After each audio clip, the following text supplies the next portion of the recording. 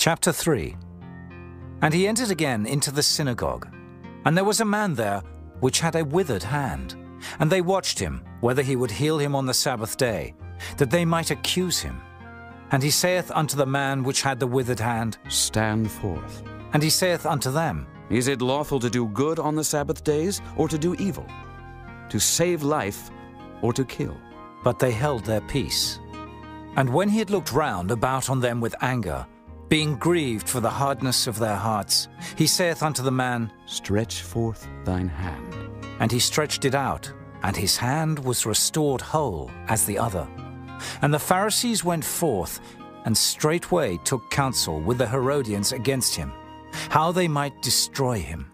But Jesus withdrew himself with his disciples to the sea, and a great multitude from Galilee followed him, and from Judea, and from Jerusalem, and from Idumea, and from beyond Jordan. And they about Tyre and Sidon, a great multitude, when they had heard what great things he did, came unto him.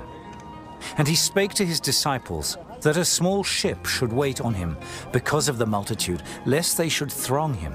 For he had healed many, insomuch that they pressed upon him for to touch him, as many as had plagues. And unclean spirits, when they saw him, fell down before him, and cried, saying, Thou art the Son of God. And he straitly charged them that they should not make him known. And he goeth up into a mountain, and calleth unto him whom he would. And they came unto him. And he ordained 12, that they should be with him, and that he might send them forth to preach, and to have power to heal sicknesses, and to cast out devils. And Simon he surnamed Peter, and James the son of Zebedee, and John the brother of James, and he surnamed them Boanerges, which is the sons of thunder, and Andrew, and Philip, and Bartholomew, and Mathew, and Thomas, and James the son of Alphaeus, and Thaddeus, and Simon the Canaanite, and Judas Iscariot, which also betrayed him. And they went into an house. And the multitude cometh together again, so that they could not so much as eat bread. And when his friends heard of it, they went out to lay hold on him, for they said, He is beside himself. And the scribes which came down from Jerusalem said, He hath Beelzebub, and by the prince of the devils casteth he out devils. And he called them unto him, and said unto them in parables, How can Satan cast out Satan? And if a kingdom be divided against itself, that kingdom cannot stand. And if a house be divided against itself, that house cannot stand. And if Satan rise up against himself and be divided, he cannot stand, but hath an end. No man can enter into a strong man's house and spoil his goods, except he will first bind the strong man, and then he will spoil his house.